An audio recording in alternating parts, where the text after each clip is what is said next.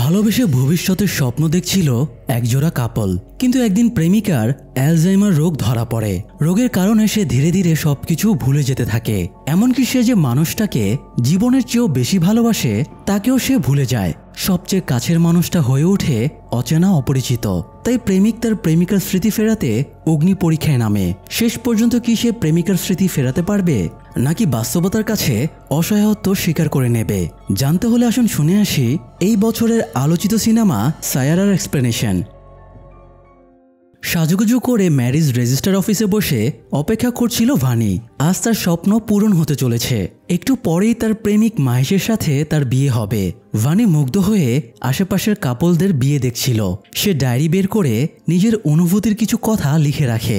ভানির সাথে প্রায় সবসময় একটা ডায়েরি থাকে এবং সে মনের কথাগুলো সেখানে লিখে রাখে। তো অনেকক্ষণ অপেক্ষার পরে সিরিয়ালে ভানির ডাক পড়ে, কিন্তু মাহেশ তো এখনো আসেনি। ভানি বেশ বিচলিত হয়ে পড়ে। বেশ কিছুক্ষণ পরে হঠাৎ মাহেশের ফোন আসে এবং জানায় সে এয়ারপোর্টে। নেক্সট ফ্লাইটে সে সান ফ্রান্সিসকোতে চলে যাচ্ছে। অফিস থেকে তার অলমোস্ট প্রমোশন হয়েই গেছে, তাই এখন সে ওখানেই শিফট করবে। মাহেশের প্রমোশনে ভানি বেশ খুশি হয়। তবে ভানির খুশিতে জল ঢেলে দিয়ে মাহেশ বলে সে ভানিকে বিয়ে করতে পারবে না।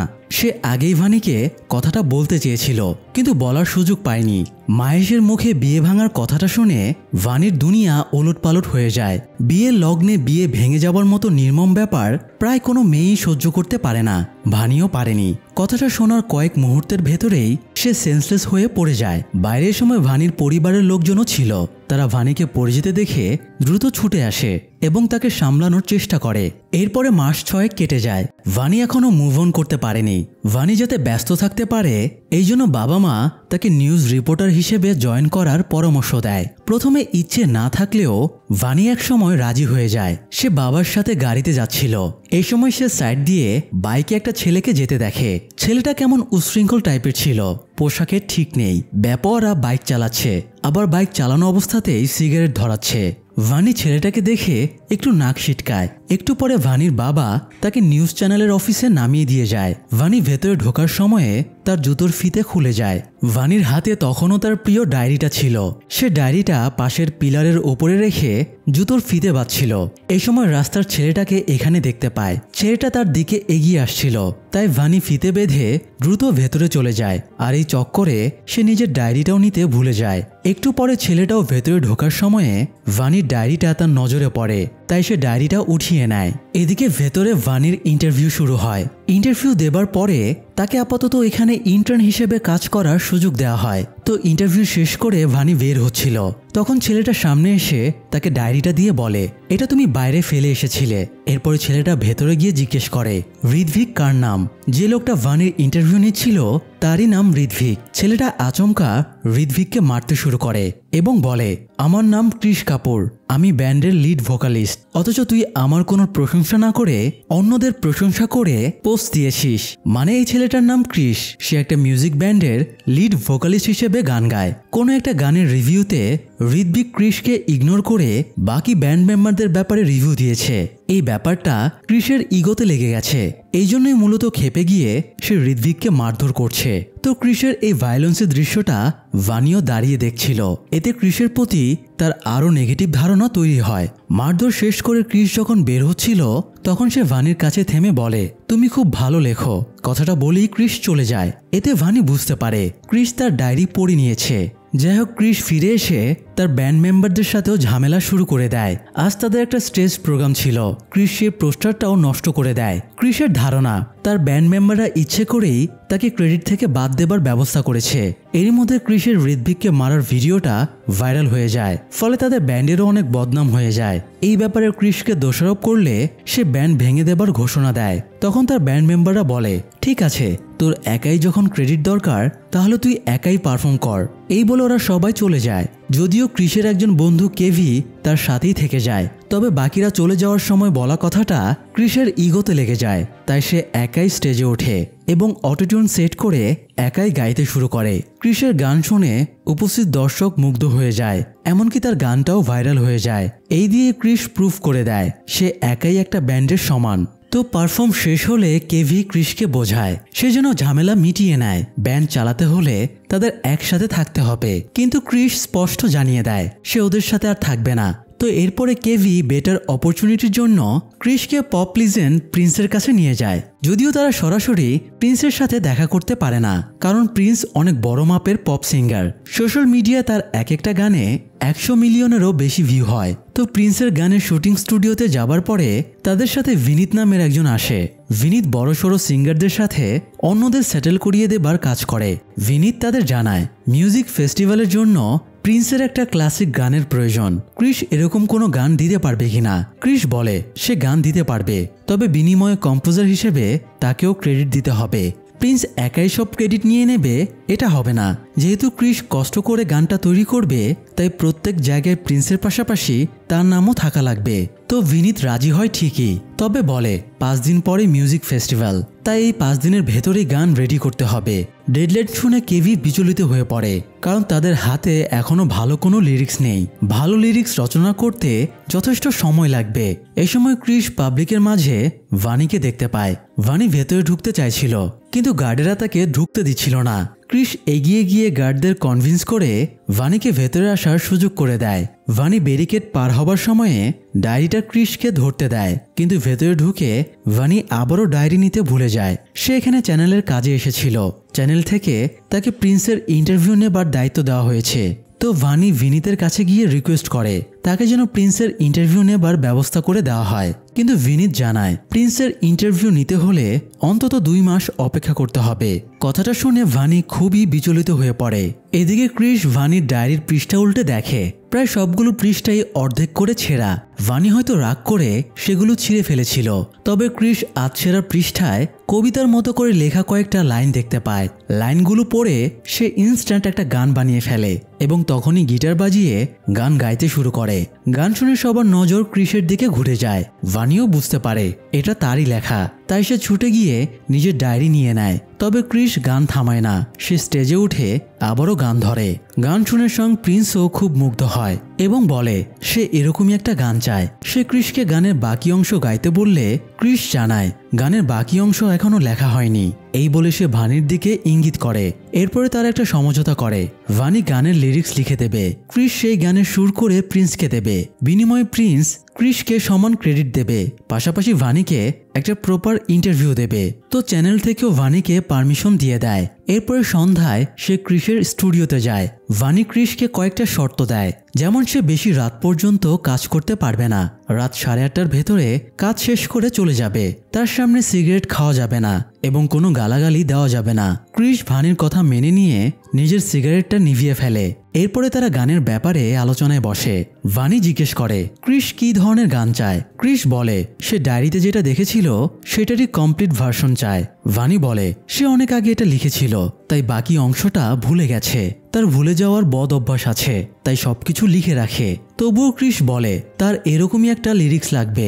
এই জন্য ভানি লেখাটা দেখার জন্য ডায়েরির পৃষ্ঠাটা উল্টায়, কিন্তু পৃষ্ঠা উল্টাতেই তার পুরনো স্মৃতিগুলো মনে পড়ে যায়। মাহেশ তাকে কিভাবে ঠকিয়েছে সেটা মনে পড়তেই সে আপসেট হয়ে যায়। এই জন্য ভানি আর কিছুই লিখতে পারে না। সে কথাটা ক্রিসকে জানালে ক্রিস লিখতে না পারার কারণ জিজ্ঞেস করে। ভানি বলে এখানে সবকিছু একদম সাইলেন্স, সে ফিল পাচ্ছে না। কথাটা শুনে ক্রিস এবার মিউজিক চালু করে দিয়ে ধমকের স্বরে বলে নাও এবার লেখো। ধমক খেয়ে ভানিও রেগে যায় আর বলে আমার এখানে আসাটাই ঠিক হয়নি। দুজনের ভেতরে এই নিয়ে বেশ তর্কাতর্কি শুরু হয়ে যায়। ক্রিস বলে এই স্টুডিওতে বসে অসাধারণ সব গান তৈরি হয়েছে, অথচ তুমি এখানে বসে লিখতে পারছো না। ভানি পাল্টা জবাবে বলে এখানে হয়তো গান বানানো যায়, কিন্তু এখানে গান লেখা যায় না, কারণ গান লিখতে একটা মোমেন্টের দরকার হয়, মোটিভেশন এবং ফিলিংসের দরকার হয়। এখানে সে মোমেন্টাম নেই। যেসব জিনিস হুট করে আসে সেগুলো হুট করেই চলে যায়। এই জন্যই অপরাধীর মতো গান মানুষ 1 মাস শোনে, তারপরে ভুলে যায়। অথচ অনিকেত প্রান্তরের মতো গানের মায়া এক যুগেও শেষ হয় না। ভানির কথাগুলো এবার ক্রিস গুরুত্বের সাথে নেয়। এরপরে ভানিকে বলে, চলো তোমাকে মোমেন্ট এবং মোটিভেশনের ফিল দেই। এই বলে ক্রিস ভানিকে একটা স্টেডিয়ামে নিয়ে যায়। ক্রিস ব্যাট হাতে ক্রিজে নেমে ভানিকে বলে, ধরো ওয়ার্ল্ড কাপের ফাইনাল ম্যাচ চলছে, বিরাট কোহলি ব্যাটে, লাস্ট বলে জিততে 5 রান লাগে, এই সময় কেমন ফিল হবে? এটাকেই বলে মোমেন্টাম। ক্রিসের কথা এবং খেলাকে অবজারভেশন করে সত্যি ভানির ভেতরে একটা মোমেন্টাম ক্রিয়েট হয় এবং গটগট করে গানের প্রথম চরণটা লিখে ফেলে।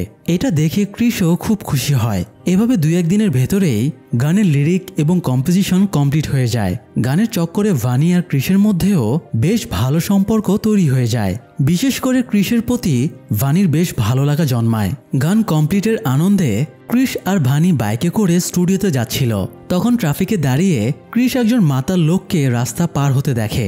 লোকটা এত বেশি ড্রিঙ্ক করেছে যে নিজের ওপরে তার নিয়ন্ত্রণই নেই। লোকটাকে দেখে ক্রিস আপসেট হয়ে যায়, কারণ এই মাতাল লোকটা তার বাবা অশোক কাপুর।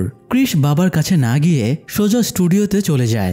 গান ভালো লাগায় প্রিন্স তাদের অভিনন্দন জানায়, বিশেষ করে সে ভানিকে স্পেশাল থ্যাঙ্কস জানায়। তবে ক্রিস তখনও একদম চুপচাপ হয়েছিল।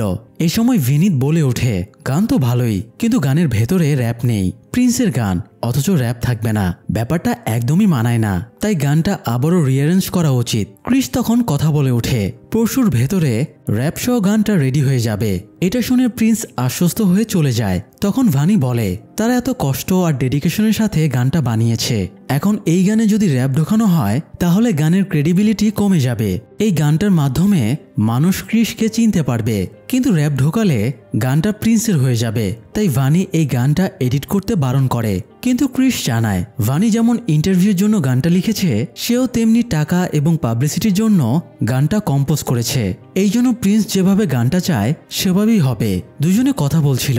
এই সময় স্টুডিওতে পুলিশ চলে আসে এবং ক্রিসকে টেনে বাইরে নিয়ে যায়। বাইরে পুলিশের জিপে ক্রিসের বাবাও ছিল। অফিসার ক্রিসকে অনেক অপমান করে, কারণ তার বাবা এই নিয়ে মোট 4 বার মদ খেয়ে রাস্তায় মাতলামি করেছে। অফিসার ওয়ার্নিং দিয়ে যায়, আর একবার যদি এমন হয় তাহলে বাবা ছেলে দুজনকেই সে লকআপে ঢুকিয়ে দেবে।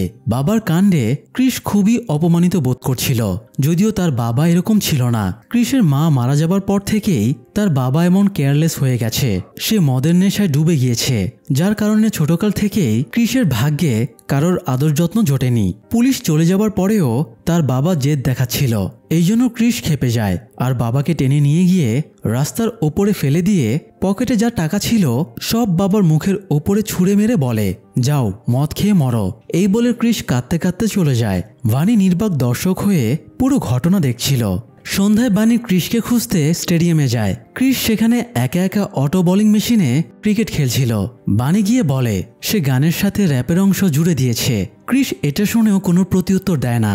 এতে বানি বুঝতে পারে ক্রিস এখনো আপসেট, তাই সে ক্রিসকে নিজের অতীতের ঘটনাটা জানায়। তার কলেজের এক সিনিয়র ছেলে মাহেশের সাথে রিলেশন ছিল, তাদের বিয়েরও কথা ছিল, কিন্তু মাহেশ প্রমোশনের লোভে তাকে ছেড়ে আরেকজনকে বিয়ে করে নেয়। এই ঘটনার পরে ফানি লেখালেখি বন্ধ করে দিয়েছিল, সে কিছুই লিখতে পারত না। এরপরে তার লাইফে ক্রিস আসে। ক্রিসের কারণে সে আবারও নতুন করে অনুপ্রেরণা পেয়েছে এবং লেখা শুরু করেছে। সে নিজের ভালো লাগার কথা ক্রিসের কাছে এক্সপ্রেস করে এবং ক্রিসকে এই মেন্টাল কন্ডিশন থেকে বের হতে হেল্প করতে চায়। তখন ক্রিসও অসহায় ভঙ্গিতে ভানিকে বলে, প্লিজ হেল্প মি। তো ভানি এবার ক্রিসকে এই কন্ডিশন থেকে বের করার কাজে লেগে পড়ে। সে প্রথমে ক্রিসকে নিয়ে একটা বারে যায় যেখানে ক্রিসের বাবা ড্রিঙ্ক করত। সেখানে গিয়ে দেখে তার বাবা বার ম্যানেজারের সাথে টাকা নিয়ে ঝামেলা করছে। ক্রিস ছুটে গিয়ে বাবাকে সরিয়ে নিয়ে আসে। এ সময় সে খেয়াল করে বাবার ওয়ালেটে এখনো তাদের ফ্যামিলি ফটো আছে, বাবা সেটা এখনো আগলে রেখেছে। এরপরে ক্রিস আর ভানি তাকে একটা রিহ্যাব সেন্টারে নিয়ে গিয়ে ভর্তি করায়, কিন্তু রিহ্যাব সেন্টারের ফিস অনেক বেশি ছিল। বছরে এটার ফিস ছিল 9 লক্ষ টাকা। ক্রিসের এত টাকা ছিল না, তাই সে ভিনিতের কাছে যায়। ভিনিত বলে ক্রিস যদি তার গানের কপিরাইট পুরোপুরি বিক্রি করে দেয় তাহলে সে তাকে টাকা দেবে, মানে এই গানের ক্রেডিট সম্পূর্ণভাবে প্রিন্স পাবে। গানের কোথাও ক্রিসের কোনো নাম থাকবে না। টাকার প্রয়োজনে বাধ্য হয়ে ক্রিস গানের কপিরাইট বিক্রি করে দেয়। তারপরে মিউজিক ফেস্টিভ্যালের দিনে ক্রিস নিজের গানের দর্শক হয়ে প্রিন্সকে গান গাইতে শোনে।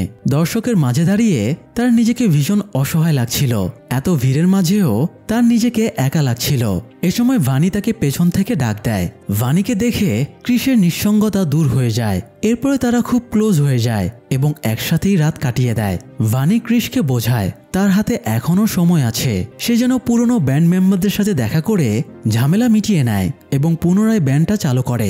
ভানির পরামর্শ মতো সে পরের দিন পুরনো ব্যান্ড মেম্বারদের কাছে যায় এবং সব ঝামেলা মিটিয়ে নেয়। এরপরে তারা ফুলদমে আবারও গান বানানোর কাজে লেগে পড়ে। পাশাপাশি ক্রিশ আর ভানির রিলেশনও আরো গভীর হয়ে যায়। এদিকে ক্রিশ ভানিকে বাড়িতে নামিয়ে দিচ্ছিল, তখন ভানির বাবা মা তাদের দেখে ফেলে। ক্রিশের গেট আপ ভানির মার একদমই ভালো লাগে না। তার উপরে আবার ক্রিশ প্রকাশ্যে সিগারেট টানছিল।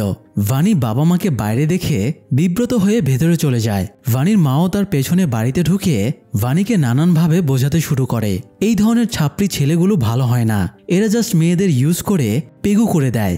ভানি ব্যাগটা ভুলে বাইকে ফেলে এসেছিল, তাই ক্রিশ ব্যাগটা দিতে এসে ভানির মায়ের কথাগুলো সব শুনে ফেলে। এদিকে ভানি মায়ের কথায় অতিরিক্ত স্ট্রেসে সেন্সলেস হয়ে পড়ে যায়, তাই তাকে দ্রুত হাসপাতালে নিয়ে যাওয়া হয়। ডাক্তার কিছু টেস্ট করে ভানিকে কেবিনে পাঠায়। ক্রিশও হাসপাতালে এসেছিল। তাকে দেখে ভানির মা বলে, তোমার যদি ভানিকে বিয়ের ইচ্ছে থাকে তাহলে বিয়ে করে নাও, আর ইচ্ছে না থাকলে এখনই ভানিকে ছেড়ে দাও। এনজয় করার জন্য তুমি আরো অনেক মেয়ে পাবে। ভানির মায়ের কথায় ক্রিশ বেশ আপসেট হয়। এরপর সে কেবিনে গিয়ে ভানিকে বলে, চলো বিয়ে করে নেই। ভানি কথাটা শুনে বুঝতে পারে ক্রিশ ভানির মায়ের কথায় আপসেট হয়ে এটা বলছে, তাই সে ক্রিশকে বলে আগে ক্রিশ সুপারস্টার হয়ে নিজের স্বপ্ন পূরণ করবে, তারপরে তারা বিয়ে করবে। ভানির কথায় ক্রিশ আরো অনুপ্রেরণা পেয়ে যায়। তো ক্রিশ ব্যান্ড মেম্বারদের সাথে বাসে করে যাচ্ছিল। হঠাৎ একদল লোক তাদের গাড়ি আটকে ঘিরে ধরে। ক্রিশ কিছু বুঝে উঠতে পারছিল না। সে বাকিদের নিয়ে বাসের ছাদে উঠে দাঁড়াতেই সবাই হইহুল্লোড় শুরু করে। ক্রিশ এর কারণ জিজ্ঞেস করলে কেভি জানায় তাদের লাস্ট গানটা রাতারাতি ভাইরাল হয়ে গেছে। ইউটিউবেও গানটা এখন 4 নম্বরে ট্রেন্ডিংয়ে আছে।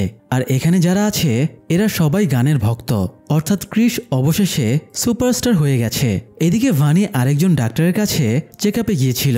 ভানির সব টেস্টের রিপোর্টই ভালো ছিল, তবুও তার কিছু একটা সমস্যা ছিলই। তাই ডাক্তার ভানিকে কিছু প্রশ্ন করে। প্রশ্ন উত্তরের মাঝে ডাক্তার বুঝতে পারে ভানির অ্যালজাইমার রোগ হয়েছে, যার কারণে ভানি অনেক ছোটখাটো জিনিস ভুলে যাচ্ছে। যেমন ভানি আজকের তারিখ থেকে শুরু করে নিজের আপন ভাইয়ের বয়সটাও পর্যন্ত মনে করতে পারছিল না। ডাক্তার জানায় এগুলো অ্যালজাইমার রোগের প্রাথমিক উপসর্গ। এভাবে একটা সময় ভানি তার অতীতের সবকিছুই ভুলে যাবে। ডাক্তারের কথা শুনে ভানি খুব বিচলিত হয়ে পড়ে। সে এই ব্যাপারটা মানতেই পারছিল না। ডাক্তার ভানিকে পরামর্শ দেয় সে যেন তার রোগের ব্যাপারে সবাইকে জানিয়ে দেয়। সে একা এই অসুখের সাথে লড়াই করতে পারবে না, তার সবার হেল্প লাগবে। তো ভানি আপসেট হয়ে বাড়ি ফিরছিল, তখন দেখে ক্রিশ তার বাড়ির সামনে অপেক্ষা করছে। ভানি ক্রিশকে তার অসুখের ব্যাপারে জানাতেই যাবে, তার আগে ক্রিশ তাকে ভিডিও দেখিয়ে বলে সে সুপারস্টার হয়ে গেছে। শত শত ভক্ত তার নামে উল্লাস করছে, এমনকি ভিনিত এসেছিল তার স্টুডিওর সাথে নতুন গানের কন্ট্রাক্ট করতে। ক্রিশ বলে সে ভানিকে সাথে নিয়ে নিজের স্বপ্ন পূরণ করতে চায়। ক্রিশের উৎসাহ আর আনন্দ দেখে ভানি আর নিজের অসুখের কথাটা বলতে পারে না। অসহায় হয়ে সে ক্রিশকে জড়িয়ে ধরে।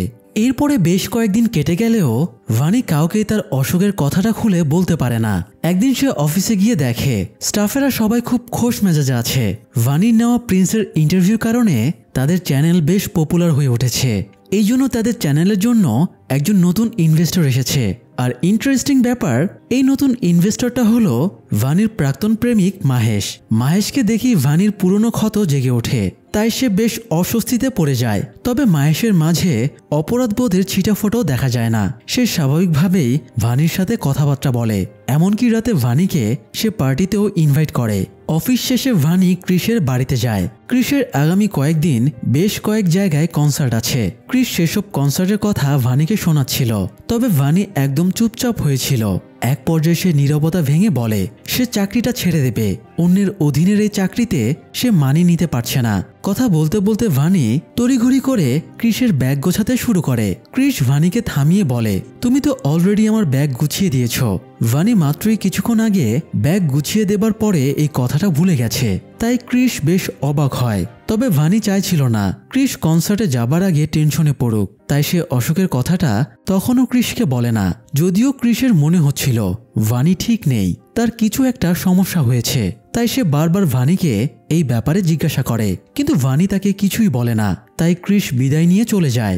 রাতে ভানি অফিস স্টাফ হিসেবে মাহেশের পার্টিতে যায়। তবে পার্টিতে গিয়ে ভানির অ্যালজাইমার সমস্যাটা দেখা যায়। পার্টিতে এসে সে ভুলে যায় সে এখানে কেন এসেছে, কখন এসেছে, এখন সে কি করবে। এমনকি রিসেপশনিস্ট বারবার তাকে নাম জিজ্ঞেস করে, তবুও সে এটা খেয়াল করে না। একটু পরে মাহেশ এসে ভানিকে ভেতরে নিয়ে যায়। মাহেশের সাথে কথা বলার সময়ে ভানি কনফিউজড হয়ে যায়। সে অতীত বর্তমান সব গুলিয়ে ফেলে। ভানির মনে হয় তার এখনো মাহেশের সাথে রিলেশন চলছে আর শীঘ্রই তাদের বিয়ে হবে। ভানি বিয়ের কথা তুলতেই মাহেশ হাসতে শুরু করে। এতে ভানি ক্ষেপে যায় এবং মাহেশের হাত ধরে সিন ক্রিয়েট করতে শুরু করে। পার্টিতে মাহেশের বউও উপস্থিত ছিল। সে এসব কাণ্ড দেখে মাহেশকে জিজ্ঞেস করে, এই মেয়েটি কে? মাহেশ জানায় ও কেউ না, অফিসের একজন স্টাফ। এটা শুনে ভানি খুব অপমানিত বোধ করে পার্টি থেকে ছুটে চলে যেতে থাকে, কিন্তু সে হোঁচট খেয়ে পড়ে যায়। এরপর সে আবারও উঠে চলে যায়, তবে যাবার আগে সে ভুলে নিজের ব্যাগটা ফেলে রেখে যায়। এদিকে ক্রিস ফ্লাইটে ওঠার আগে বারবার ভানিকে ফোন করছিল। ব্যাগের ভেতরে ফোন রিং হওয়ায় একজন স্টাফ সেটা রিসিভ করে। এতে ক্রিস বুঝে যায় কোনো ঝামেলা হয়েছে, তাই সে ফ্লাইটে না উঠে ছুটে পার্টিতে চলে যায় এবং সেই স্টাফের কাছে সমস্ত ঘটনা জানতে পারে। ক্রিস স্টাফের কাছ থেকে ভানির ফোনটা নিয়ে ব্যাগে রাখার সময়ে প্রেসক্রিপশন দেখতে পায়। সে প্রেসক্রিপশন থেকে ভানির অসুখের কথাটা জানতে পারে। এরপর ক্রিস ভানিকে খুঁজতে খুঁজতে স্টেডিয়ামে এসে তাকে পায়। ভানি বুঝতে পারে ক্রিস তার অসুখের কথা জেনে গিয়েছে। ক্রিস ভানিকে বোঝানোর চেষ্টা করে তারা বিদেশে গিয়ে ভানির ট্রিটমেন্ট করবে, কিন্তু ভানি অলরেডি জানতো দুনিয়াতে এই রোগের কোনো চিকিৎসা নেই। সে একটা পর্যায়ে নিজের কাছের মানুষদের ভুলে যাবে, এমনকি সে নিজেকেও ভুলে যাবে। তাই সে কান্নাকাটি শুরু করে এবং ক্রিসকে বলে, তুমি আমার জন্য নিজের লাইফটা নষ্ট করো না। তবে ক্রিস বলে সে কখনোই ভানিকে ছেড়ে যাবে না, তারা একসাথে এই অসুখের সাথে লড়াই করবে। তো এরপরে ভানির পরিবারকে তারা অসুখের কথা জানায় এবং ডাক্তারের সাথে কনসাল্ট করে। ডাক্তার কিছু রুটিন চার্ট করে দেয় এবং সেই অনুযায়ী ভানিকে চলতে বলে। এছাড়া একজনকে সবসময় ভানির সঙ্গে থাকা লাগবে, পাশাপাশি তাকে ফ্রেশ কোনো জায়গায় কিছুদিনের জন্য ঘুরতে নিয়ে গেলে বেশি ভালো হয়। তো ভানিকে কোথায় নিয়ে যাওয়া হবে এবং কে নিয়ে যাবে এই নিয়ে তার বাবা মায়ের ভেতরে তর্কাতর্কি শুরু হয়ে যায়, কারণ ভানির ছোট ভাইয়ের পরীক্ষা আছে, সেখানে তার মায়ের থাকা লাগবে। আবার ভানির বাবার অফিস আছে, ছুটি পাওয়া মুশকিল। এদের তর্কাতর্কি দেখে ভানি ক্রিসের সাথে ভ্যাকেশনে যাবার সিদ্ধান্ত নেয়। তো এরপরে ক্রিস ভানিকে নিয়ে সমুদ্রে চলে যায় এবং তারা সুন্দর সময় কাটাতে শুরু করে। ক্রিস যতটা সম্ভব ভানিকে খুশি রাখার চেষ্টা করে আর ডাক্তারের দেওয়া রুটিন অনুযায়ী ভানির টেক কেয়ার করতে থাকে। নিজের ভবিষ্যতের কথা না ভেবে ক্রিস পুরোটা সময় ভানির সাথে স্পেন্ড করতে থাকে। এদিকে ক্রিসের ব্যান্ড মেম্বাররা তাকে ছাড়াই বিভিন্ন জায়গায় পারফর্ম করে বেড়াচ্ছিল। একদিন তারা ক্রিসকে ভিডিও কল দিয়ে তাদের দর্শক চাহিদা দেখায় আর ক্রিসকে যত দ্রুত সম্ভব তাদের সাথে জয়েন করতে বলে। ক্রিস কেভিকে বলে তার টাকার প্রয়োজন, তাই জন্য কেভি ভিনিতের সাথে যোগাযোগ করে খোঁজ নেয় প্রিন্সের আর কোনো কোলাবোরেশন সং লাগবে কিনা। কথা বলতেই ক্রিস পেছনে ঘুরে দেখে ভানি দাঁড়িয়ে আছে। ভানি ক্রিসকে ব্যান্ডের সাথে যোগ দিতে বলে, কারণ এখানে থেকে ক্রিসের ভবিষ্যৎ নষ্ট হয়ে যাচ্ছে। তবুও ক্রিস ভানিকে ফেলে যেতে চায় না। ভানি বলে একদিন সে সব ভুলে যাবে, কিন্তু যখন সে সমুদ্রের পাড়ে এসে রাতের আকাশের দিকে তাকাবে, তারাদের ঝলমলানি দেখে তার আবারও সব মনে পড়ে যাবে। ভানি ক্রিসকে ওই তারাদের সমান উচ্চতায় দেখতে চায়। ভানির কথায় ক্রিস এবার কনসার্টে যেতে রাজি হয়ে যায়। পরের দিন ক্রিস ভানিকে সহ ফিরে আসে এবং কনসার্টে যায়। স্টেজে ওঠার আগে ভানি ক্রিসকে বলে ক্রিস যখন গান গাইবে ভানি তখন দর্শকের মাঝে দাঁড়িয়ে ক্রিসের জন্য উল্লাস করবে। তো ক্রিস স্টেজে উঠলে ভানি ভিডিও করা শুরু করে। সে ভিডিও করার সময় দূরে মাহেশকে দেখতে পায়। মাহেশও ভানিকে দেখে এগিয়ে আসে এবং বলে সে এই শোটার স্পন্সর করেছে। মাহেশকে দেখে ভানি আবারও অতীত বর্তমান গুলিয়ে ফেলে। ভানি ভাবে সে এখানে মাহেশের জন্য এসেছে। মাহেশও এই সুযোগ নিয়ে ভানিকে একটা ফাঁকা বারে নিয়ে যায় এবং তাকে সিডিউস করার চেষ্টা করে। এদিকে ক্রিস স্টেজে পারফর্ম করার আগে দর্শকের মাঝে ভানিকে না দেখে বিচলিত হয়ে পড়ে। তাই সে স্টেজ থেকে নেমে এসে ভানিকে খুঁজতে শুরু করে। ভানিকে খুঁজতে খুঁজতে সে বারে এসে দেখে ভানি মাহেশের কোলের ওপরে বসে আছে। তবে সবচেয়ে আশ্চর্যের ব্যাপার হলো ভানি ক্রিসকে ভুলে গেছে। উল্টো সে ক্রিসকে দেখে ভয় পাচ্ছিল, তাই মাহেশের পেছনে দাঁড়িয়ে পড়ে। ক্রিস ভানিকে নিয়ে যেতে চাইলে সে যেতে চাইছিল না। এ সময় মাহেশ উল্টাপাল্টা বলে ক্রিসকে বাধা দিতে চাইলে ক্রিস ক্ষেপে যায় এবং মাহেশকে মারতে শুরু করে। সে মাহেশকে মারতে মারতে বাইরে নিয়ে চলে আসে। এ সময় মাহেশকে প্রোটেক্ট করতে ভানি ফল কাটার চাকু হাতে বেরিয়ে আসে এবং ক্রিসকে তুই তুকারি করে বলে তুই এখনই মাহেশকে ছেড়ে দে, আমি ওকে ভালোবাসি, তুই চলে যা এখান থেকে। তামাম দর্শক দাঁড়িয়ে এই দৃশ্য দেখছিল। ক্রিস বাকরুদ্ধ হয়ে ফ্যাল ফ্যাল করে ভানির দিকে তাকিয়ে থাকে। হঠাৎ ভানি চাকুটা ক্রিসের হাতে ঢুকিয়ে দেয়। এই দৃশ্য দেখে দর্শকের পাশাপাশি মাহেশও সেখান থেকে পালিয়ে যায়। মাহেশকে পালাতে দেখে ভানি অস্থির হয়ে পড়ে। ক্রিস তাকে চেপে ধরে কোনো রকমে সামনে নেয়। এরপরে ভানি সেন্সলেস হয়ে গেলে ক্রিস তাকে বাড়িতে নিয়ে এসে শুইয়ে দেয়। ক্রিসের ক্ষত দিয়ে তখনও রক্ত পড়ছিল। সে ফার্স্ট এড বের করে নিজের ক্ষত পরিষ্কার করছিল। তখন তার বাবা পাশে এসে দাঁড়ায়। রিহ্যাব সেন্টারের ট্রিটমেন্টের পরে ক্রিসের বাবা অনেকটাই সুস্থ হয়ে উঠেছে। ক্রিসের বাবা তার কাছে ক্ষমা চায়, কারণ যে সময় ক্রিসের হাত ধরা উচিত ছিল সে সময় সে মদের বোতল ধরেছিল। ক্রিসের বাবা জানায় ক্রিসের মায়ের মৃত্যুটা সে মেনে নিতে পারেনি। নিজের স্ত্রীকে সে এতটাই ভালোবাসতো যে তাকে কখনো ভুলতে পারেনি। এই জন্য সে মদ খেয়ে নেশা করত। ক্রিসের বাবা তাকে পরামর্শ দেয়, ভালোবাসার জন্য নিজের জীবনটা ধ্বংস করিস না। এই বলে সে চলে যায়। বাবা চলে যাবার পরে ক্রিস পিয়ানোতে বসে সুর তোলে। সকালে পিয়ানোর সুরে ভানির ঘুম ভাঙে। ঘুম থেকে উঠে সে স্বাভাবিক আচরণ করতে থাকে। সে ক্রিসকে বলে, আজ তো তোমার কনসার্ট আছে, তাড়াতাড়ি রেডি হও। ক্রিস বলে, কনসার্ট গতকাল হয়ে গেছে। গতকালের ঘটনা ভানি সব ভুলে গিয়েছিল, তাই ক্রিস তাকে আর নতুন করে কিছু মনে করিয়ে দেয় না। ভানি ক্রিসের সাথে বেশ ভালোভাবে কথাবার্তা বলতে থাকে। এতে ক্রিসের মনটা ভালো হয়ে যায়। কিন্তু একসময় ভানি বলে ওঠে, আমি চিরদিন তোমার সাথেই থাকবো, কারণ আমি তোমাকে ভালোবাসি মাহেশ।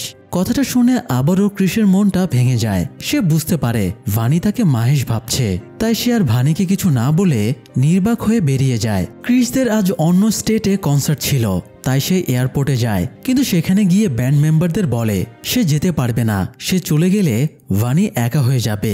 কেভি ক্রিসকে বোঝায় ভানিকে দেখভাল করার দায়িত্ব তার না, এর জন্য ভানির বাবা মা আছে। কিন্তু ক্রিস বলে, একসময় আমি সুপারস্টার হতে চাইতাম, দুনিয়ার সবার ভালোবাসা চাইতাম, কিন্তু একটা মেয়ে আমাকে এতটাই ভালোবাসা দিয়েছে যে তার কাছে দুনিয়ার বাকি সব ভালোবাসা তুচ্ছ হয়ে গেছে। ভানি আমাকে ভুলে গেলেও আমি ভানিকে ভুলে থাকতে পারবো না। এই বলে ক্রিস ব্যান্ড ছেড়ে দেবার সিদ্ধান্ত নিয়ে ফিরে আসে। কিন্তু বাড়ি ফিরে দেখে ভানি কোথাও নেই। ক্রিস অস্থির হয়ে ভানিকে খুঁজতে শুরু করে। থানায় গিয়ে মিসিং কমপ্লেনও করা হয়, কিন্তু ভানি অ্যালজাইমার পেশেন্ট শুনে প্রশাসনও হাত গুটিয়ে নেয়। তাই ক্রিস হতাশ হয়ে ফিরে আসে এবং রাগের চোটে নিজের পার্সোনাল স্টুডিও ভাঙতে শুরু করে। তখন ক্রিস সেখানে ভানির ডায়েরিটা পড়ে থাকতে দেখে। ডায়েরিতে ভানির লেখা গানের লিরিক্স ছিল। ভানি এই লিরিক্সগুলো নিজের মন থেকে লিখেছিল। তাই ক্রিসের মনে হয় লিরিক্সের কথাগুলো দিয়ে যদি গান বানানো হয় আর সেই গান যদি ভানি শোনে, তাহলে হয়তো তার সবকিছু মনে পড়ে যাবে এবং সে আবারও ফিরে আসবে। তাই ক্রিস ডায়েরিটা নিয়ে স্টুডিওতে যায় এবং বন্ধুদের বলে সে এবার এমন একটা গান বানাবে যেটা পুরো দেশকে মাতিয়ে তুলবে। এই গানটা অলিগুলি থেকে শুরু করে পৃথিবীতে ছড়িয়ে পড়বে। তো অনেক প্রচেষ্টার পরে ক্রিস গান বানায়। এরপর সে মিউজিক ফেস্টিভ্যালে গিয়ে গানটা গাইতেই মুহূর্তেই সেটা ভাইরাল হয়ে যায়। ক্রিস সারা দেশে কনসার্ট করতে শুরু করে, কিন্তু কোথাও ভানির খোঁজ মেলে না। একসময় দেশ পেরিয়ে তারা লন্ডনে কনসার্ট করতে যায়। কনসার্টের আগে মোটিভেশনের জন্য কেভি ফ্যানদের বানানো রিলসগুলো প্লে করে। সেখানে একটা রিলসের ব্যাকগ্রাউন্ডে হঠাৎ ভানিকে দেখা যায়। সেখানে ভানির হাফ ফেসই দেখা যাচ্ছিল। তবুও ভানিকে দেখে ক্রিসের ভেতরে তোলপাড় শুরু হয়ে যায়। খোঁজ নিয়ে জানা যায় ভিডিওটা মানালি থেকে আপলোড করা হয়েছে। ক্রিস কনসার্ট ছেড়ে ছুড়ে চার্টার্ড ফ্লাইট ধরে মানালিতে চলে আসে। এরপরে খুঁজতে খুঁজতে সে একটা আশ্রমে পৌঁছায়। আশ্রমে যেতেই একজন স্টাফ ক্রিসকে একটা খাম দেয়। সে জানায় ভানির কিছুই মনে থাকে না, তবে মাঝে মধ্যে সে শুধুমাত্র ক্রিসের নামটা বলে। ভানি এই চিঠিটা তাদের কাছে দিয়ে বলেছিল কখনো যদি তাকে খুঁজতে ক্রিস এখানে আসে তবে তাকে যেন চিঠিটা দেওয়া হয়। তো ক্রিস চিঠিটা খুলে পড়তে শুরু করে। ভানি চিঠিতে ক্রিসের প্রতি নিজের আবেগের কথাগুলো লিখেছে। এছাড়া ক্রিস তার কাছে কতটা ইম্পর্টেন্ট সেটাও উল্লেখ করেছে। তবে ভানির জন্য ক্রিসের ক্যারিয়ার এবং ভবিষ্যৎ নষ্ট হয়ে যাচ্ছিল। তাছাড়া ভানি সবকিছু ভুলে যাচ্ছিল এবং একটা পর্যায়ে সে রিয়েলাইজ করে অজান্তে সে ক্রিসকে কষ্ট দিয়ে ফেলছে। আর যখন সে ক্রিসকে দেওয়া কষ্টের ব্যাপারে জানতে পারছে তখন আবার নিজে কষ্ট পাচ্ছে। তাই ভানি ক্রিসের জীবন থেকে সরে যাবার সিদ্ধান্ত নিয়েছিল। এই জন্যই মূলত সেদিন ক্রিস বেরিয়ে যাবার পরে ভানি বাড়ি থেকে পালিয়ে এসেছিল, যাতে তার জন্য ক্রিসের জীবন নষ্ট হয়ে না যায়। দূরে চলে এলেও যখনই কেউ ক্রিসের গান গাইতো ভানি মুগ্ধ হয়ে শুনত। তার ভীষণ ভালো লাগতো। তবে ভানির আশা ছিল হয়তো ক্রিস একদিন তাকে খুঁজে বের করবে। এই জন্যই মূলত সবকিছু ভুলে যাবার আগে ভানি ক্রিসের জন্য এই চিঠিটা লিখে রেখেছিল। তো তো চিঠি পড়া শেষ হলে স্টাফ ক্রিসকে বারান্দায় নিয়ে যায়। সেখানে ভানি একা একা ডায়েরি নিয়ে বসে কিছু লেখার চেষ্টা করছিল। ক্রিসকে দেখে ভানি বলে, হাই, আমার নাম ভানি, আপনার নাম কি? ভানি ক্রিসকে চিনতে পারছে না দেখে ক্রিসের মনটা হতাশ হয়ে যায়। সে ভানির পাশে বসে বলে, আমি একজন গায়ক, কিন্তু অনেকদিন হলো লিরিক্সের অভাবে গান গাইতে পারছি না। ভানি বলে সেও অনেকদিন হলো লেখার চেষ্টা করছে, কিন্তু কিছু লিখতে পারছে না। ক্রিস বলে লেখার জন্য মোমেন্টামের প্রয়োজন, ফিলিংসের প্রয়োজন এবং মোটিভেশনের প্রয়োজন। এই বলে সে মোমেন্টাম ক্রিয়েটের জন্য ভানিকে নিয়ে বাইরে আসে। বাইরে বাচ্চারা ক্রিকেট খেলছিল। ক্রিস তাদের কাছ থেকে ব্যাট নিয়ে সেই পুরনো কথাগুলোই ভানিকে বলে, যেগুলো সে ভানিকে প্রথমবার গান লেখানোর জন্য স্টেডিয়ামে নিয়ে গিয়ে বলেছিল। ক্রিস একই রকম অভিনয় করে সেই মুহূর্তটাকে আবারও রিক্রিয়েট করে। ফলে ভানির ভেতরে থাকা সুপ্ত স্মৃতি আবারও জেগে ওঠে এবং অবশেষে সে ক্রিসকে চিনতে পারে। ক্রিস কাপুর বলে চিল্লাতে চিল্লাতে ভানি দৌড়ে এসে ক্রিসকে জড়িয়ে ধরে। এইভাবেই ভালোবাসার ক্ষমতা দিয়ে তারা বিরল অসুখকে হারিয়ে দিয়ে নতুন জীবনের সূচনা করে। সেই সাথে সিনেমাটাও এখানেই শেষ হয়ে যায়। দর্শক, ভালোবাসার ক্ষমতা যেমন ধ্বংস ডেকে আনতে পারে, তেমনি নতুন জীবনের সূচনাও করতে পারে। ভালোবাসা দিয়ে এমন অনেক অসম্ভবকে সম্ভব করা যায়, যা আমাদের ধারণারও বাইরে। তাই আসুন আমরা অ্যালজাইমারের মতো জীবন থেকে ঘৃণা, হিংসা, বিদ্বেষ ভুলে যাই আর গড়ে তুলি নিখাত ভালোবাসার পৃথিবী। আজ এ পর্যন্তই। সবাই ভালো থাকুন, প্রিয়জনদের খেয়াল রাখুন। শীঘ্রই দেখা হবে নতুন আয়োজনে। ধন্যবাদ।